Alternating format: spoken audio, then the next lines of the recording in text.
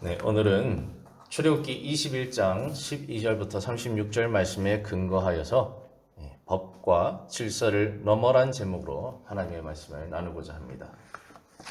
만약 우리 사회 가운데 법과 질서가 없다면 우리 사회는 어떻게 될까요? 아마 인간의 죄성이 여지없이 드러날 것이고 사회는 혼란에 분명 빠지게 될 것입니다. 그런 측면에서 법과 질서는 분명 필요하다고 생각합니다. 우리나라 역시 헌법에 기초하여서 법률, 명령, 조례, 규칙이 있고 그것을 기반으로 이 사회가 분명 돌아가고 있습니다. 출애굽부터 시내산에 이르기까지의 과정을 살펴보면 이스라엘 백성들은 오로지 하나님의 대리자인 모세의 리더십에 의해 움직여 왔다고 볼 수 있습니다. 그러나 이제는 모세에 의해서가 아니라 하나님께서 제정하신 법과 질서, 즉 하나님께서 모세를 통해 전달하신 십계명과 법규들에 의해서 살아가야 할 시기가 도래한 것입니다. 그러므로 하나님의 백성으로 부름받은 약 200만 명의 이스라엘 백성들은 앞으로 광야에서의 생활뿐만 아니라 젖과 꿀이 흐르는 가나안 땅에 들어가서도 그곳에서 한 나라를 이루고 제사장 나라의 사명을 감당하기 위해서라도 하나님께서 제정하신 십계명과 법규들을 지켜야만 하는 것입니다. 오늘 본문에는 많은 법규들이 등장하는데 앞으로 출애굽기 24장까지 쭉 수많은 법규들이 등장합니다. 그 법규들 중에 일부분을 소개하고 있습니다. 오늘 본문에서 제시하는 법규들은요, 크게 두 부분으로 나눌 수 있는데, 하나는 사형과 관련된 법, 또 하나는 동해보복법이라고, 또 다른 말로는 동해동형법이라는 법에 관련된 것을 말씀하고 있습니다. 여기서 저는 동해보복법이라고 이렇게 지칭하겠습니다.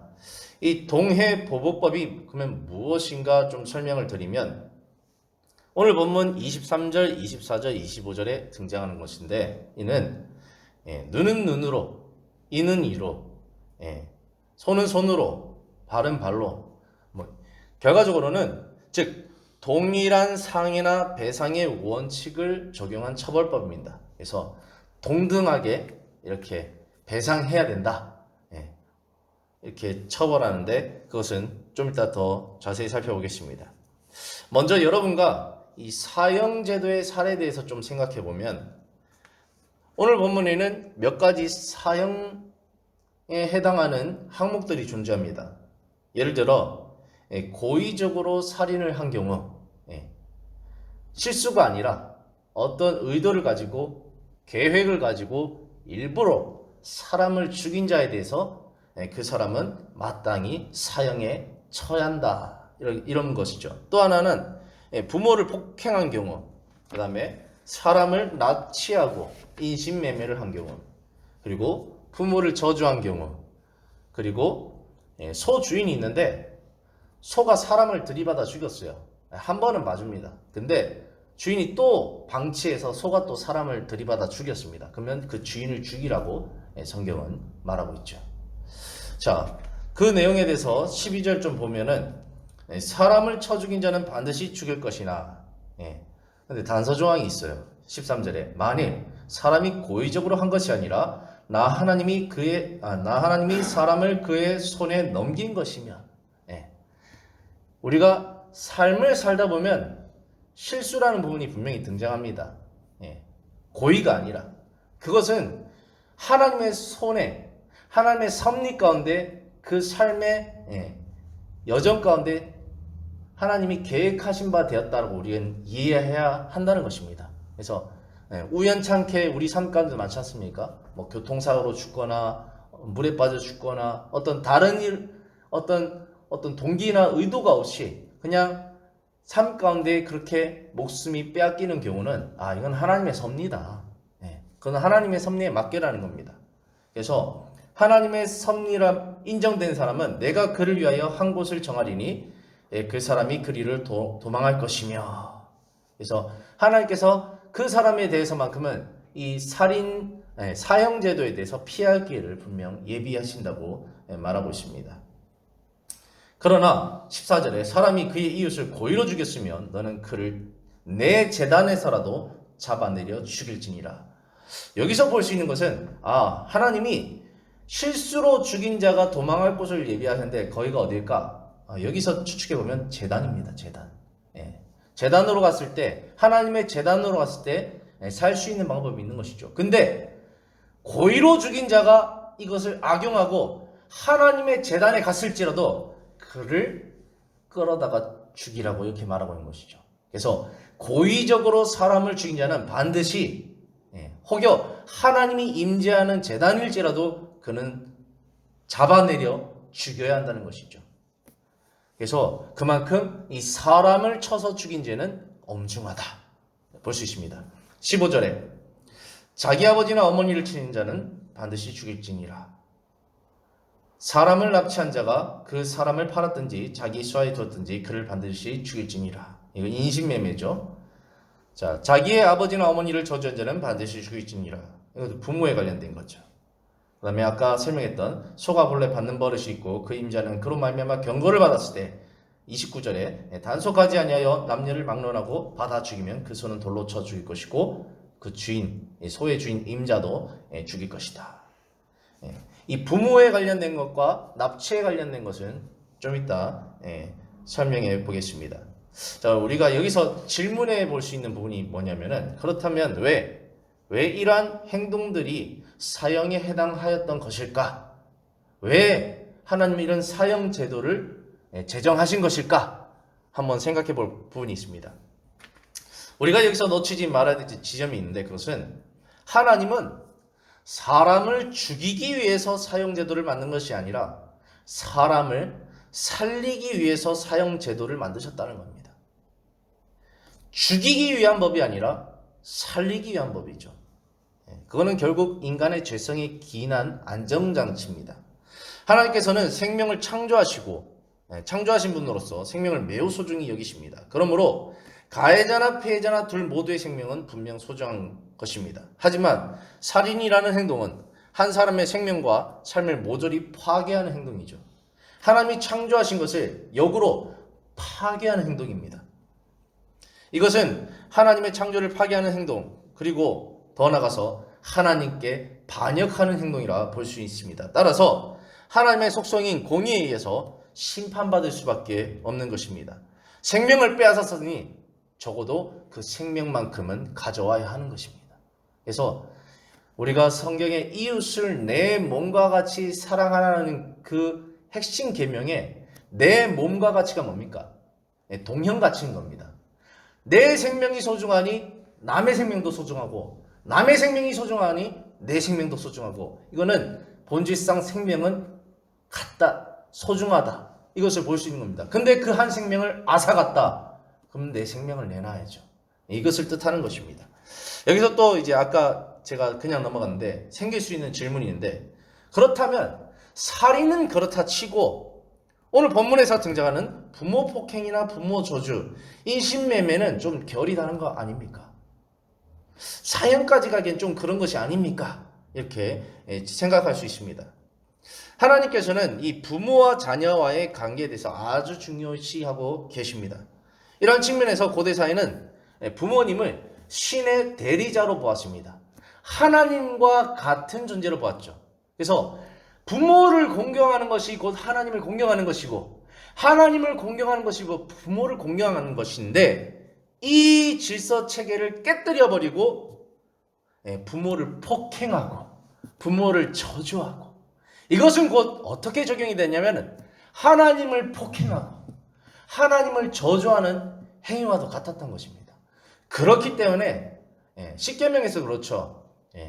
하나님에 대해서 잘못된 행동을 취할 때 1에서 3계명에서 죽임을 당하듯이 그와 마찬가지로 적용되어서 이 부모에 대해서 잘못된 행동을 할 때 하나님께서는 그거는 사형에 해당된다 이렇게 말하고 있습니다. 생명이란 것이 물론 하나님께로부터 주어졌지만 한편 우리는 부모로부터 태어났습니다. 예. 하나님의 통로죠. 예. 부모로부터 태어났기 때문에 자녀가 그 부모를 저주하고 부모를 폭행하는 것은 즉 하나님을 폭행하고 저주하는 행위와도 같았던 것이죠. 더불어 인간 삶의 원천적인 것을 무너뜨리는 행위와도 같았습니다. 그러므로 하나님께서 창조하신 생명의 질서 속에서 보았을 때, 공동체 사회적 질서 속에서 보았을 때도 이 문제는 엄청난 범죄에 해당하고 사형까지 가능하다고 보았던 것입니다. 만약 이스라엘 200만 명의 이 사회 가운데 부모를 저주하고 부모를 폭행하는 일들이 어떠한 처벌도 당하지 않고 이것이 비일비재할 때 이 사회는 하나님의 나라로서 살아갈 수 없는 것입니다. 하나님의 법과 질서 속에서 영해 나갈 수 있는 것이지 결코 이것이 적용되지 않을 때 이 부모 자녀 간의 이 하나님의 부여하신 질서 체계가 엄청나게 무너지는 현상이 발생하겠죠. 그렇기 때문에 하나님께서는 이것을 정말로 엄중하게 보고 심지어 사형에 해당한다고 판단했던 것입니다. 인신매매의 경우 역시 십계명에서 살인하지 말라는 명령에 비추어 볼 때, 생명 존중 사상에 비추어 보았을 때도 한 사람의 인생을 송두리째 파괴하는 행동과 같습니다. 한 사람의 인생을 납치해서 그 사람을 팔아버려서 그 사람이 살아갈 인생을 송두리째 앗아가는 행위, 이것은 살인 행위와도 동등하다고 보았던 것이죠. 그렇기 때문에 인신매매 납치는 살인에 해당한다, 사형에 해당한다, 이렇게 보았던 것입니다. 우리는 자칫 사형 제도를 바라볼 때 하나님을 오해할 수 있습니다. 하나님, 어떻게 그렇게 잔인하세요? 어떻게 사람을 죽일 수가 있으세요?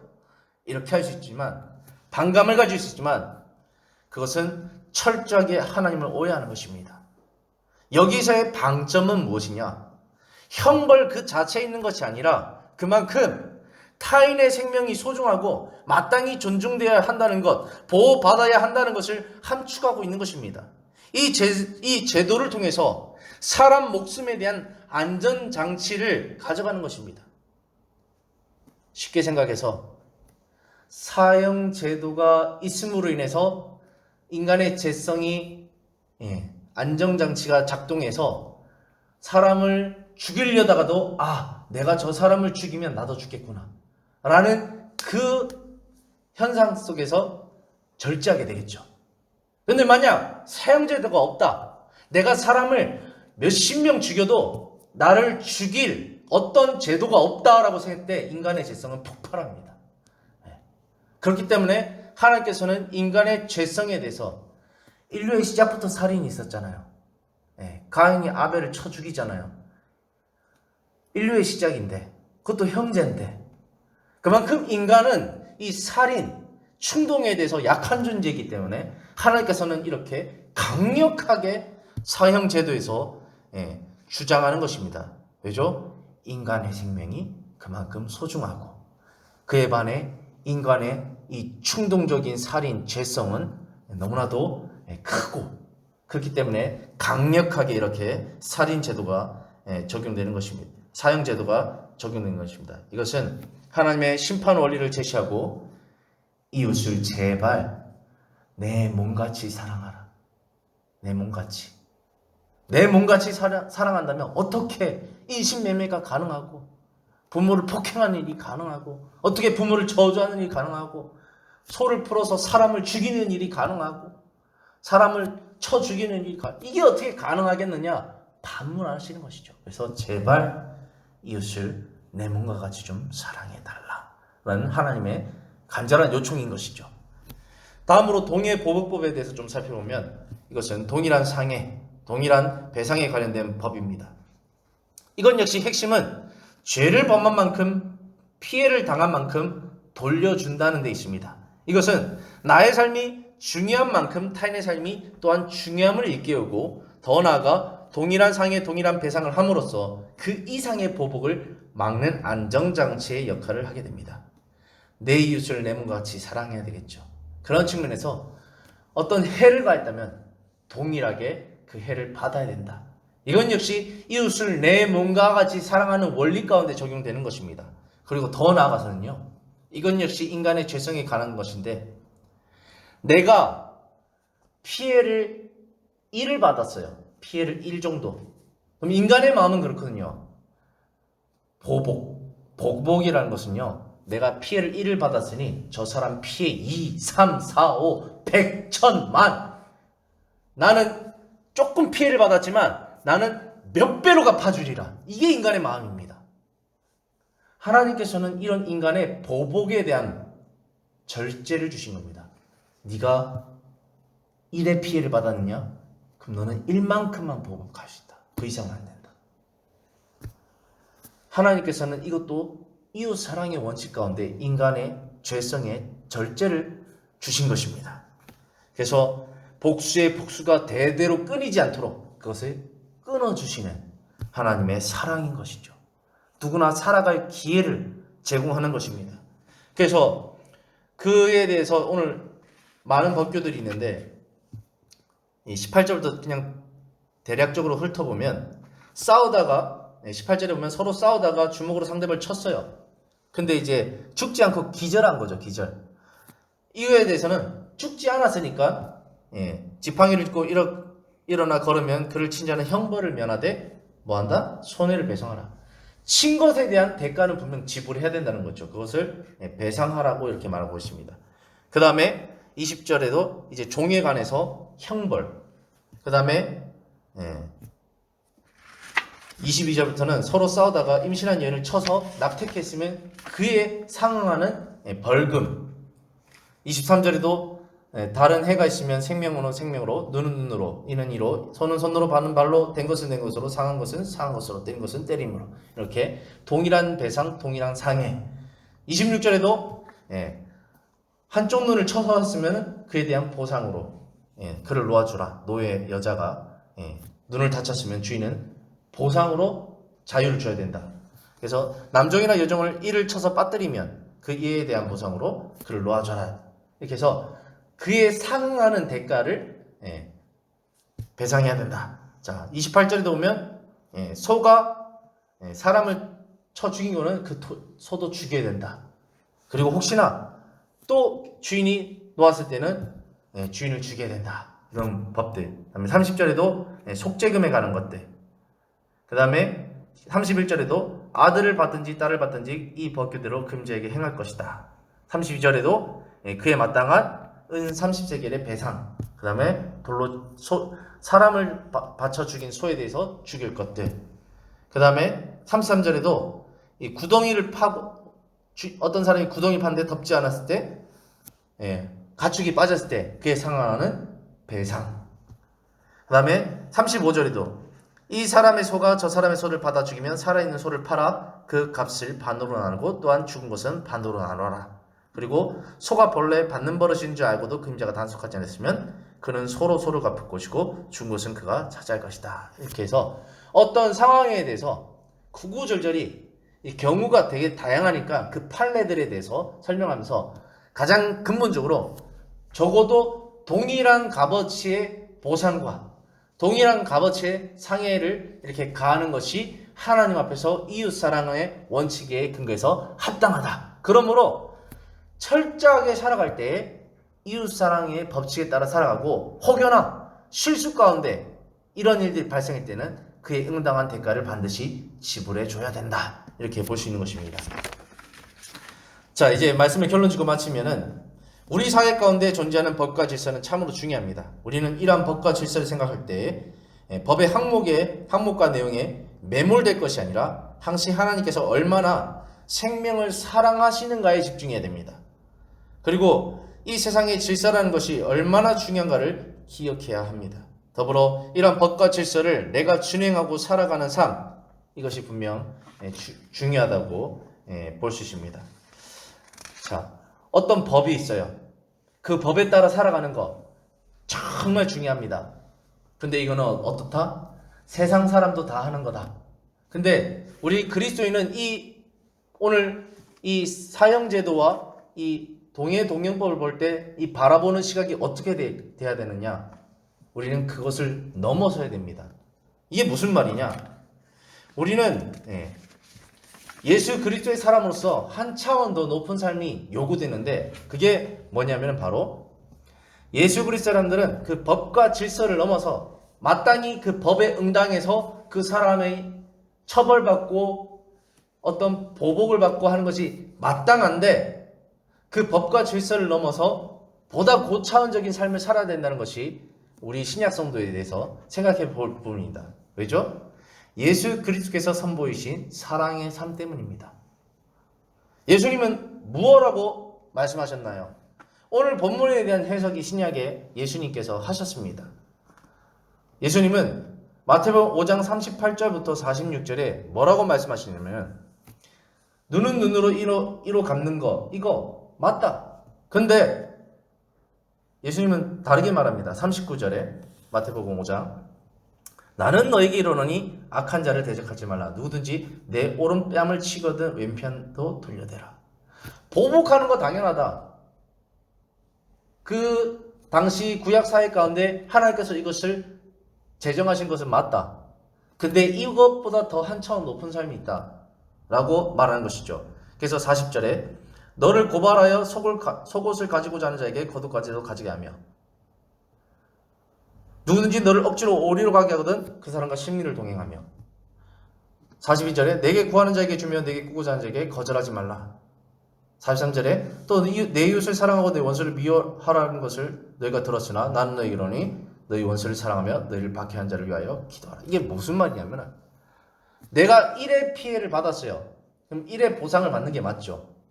근데 예수 그리스도의 삶은요 놀라운 걸 요구합니다. 뭐죠? 1의 피해를 받았다면 이거 안 받겠다고 다짐하는 거. 그리고 나한테 피해를 준 사람에게 오히려 선물을 할 수 있는 것.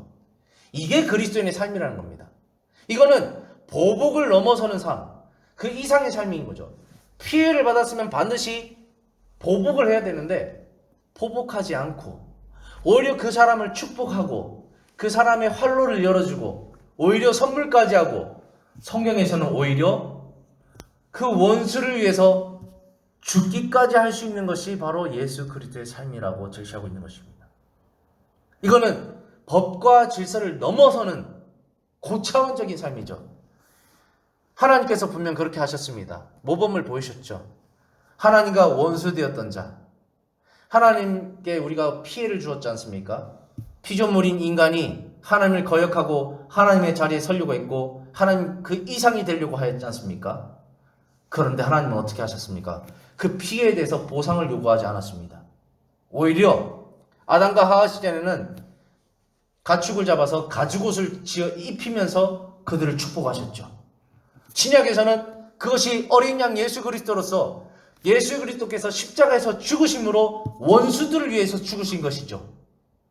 그 이상의 삶을 철저하게 스스로 본을 보이셨던 것입니다. 그렇기 때문에 너희는 이 동해보복법이나 사형제도라는 법제도, 그 핵심이 되는 내 이웃사랑의 원리 원칙, 이것을 꼭 기억해야 되고 때로는 이 이웃사랑을 넘어설 수 있어야 된다. 그것은 뭐냐? 자기 자신을 희생하는 것. 예수 그리스도처럼 십자가에서 원수를 위해 죽는 것까지 갈 수 있어야 된다라고 더 높은 차원의 삶을 우리에게 요구한 것이죠. 그래서 마태복음 5장 45절에도 이같이 한즉 하늘에 계신 너희 아버지의 아들이 된다. 하나님의 아들인 예수 그리스도는 원수를 위해 죽으셨죠. 어떠한 법 적용도 없었습니다. 어떠한 보복법도 없었습니다. 오히려 원수들에게 생명이란 선물을 하시죠. 그 선물을 하기 위해서 자기 목숨을 내어주시죠. 이같이 한즉 하늘에 계신 너희 아버지의 아들이 된다. 하나님의 맏아들 대신 예수 그리스도가 그렇게 사셨기 때문에 차남 셋째, 넷째, 다섯째, 여섯째가 될 수 있는 우리 하나님의 아들과 딸들은 예수님처럼 살아야 하나님의 아들이 된다라고 우리에게 제시하고 있습니다. 그리고 마태복음 5장 46절에 이렇게 말하죠. 너희가 너희를 사랑하는 자를 사랑하면 무슨 상이 있으리요? 세리도 이와 같이 아니하느냐. 세상 사람도 법과 질서에 따라서 사람을 사랑하는 거 누구나 한다.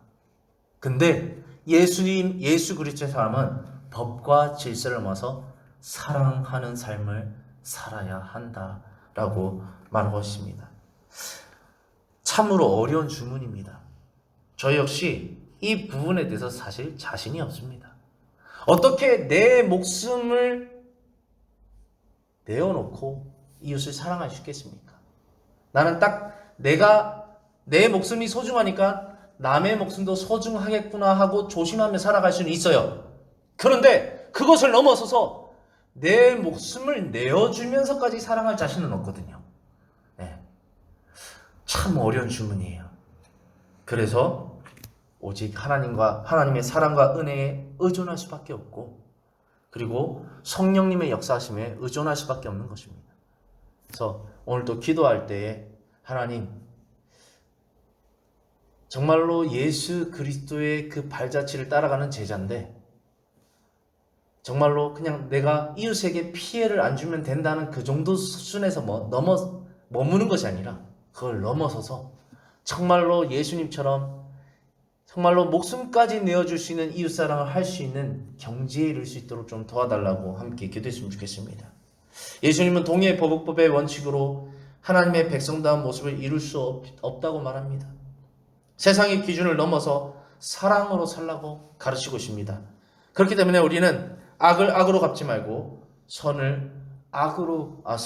악을 선으로 이기는 자들 되어야 할 것입니다. 사랑하는 성도 여러분, 생명을 소중히 여기는 법과 질서를 넘어서 이웃을 내 몸같이 또는 내 몸 이상과 같이 사랑할 수 있는 저와 여러분이 되었으면 좋겠습니다. 혹여 피해를 보아도 그 이상의 사랑을 할 수 있는 저와 여러분이 되기를 소망합니다. 기도하겠습니다.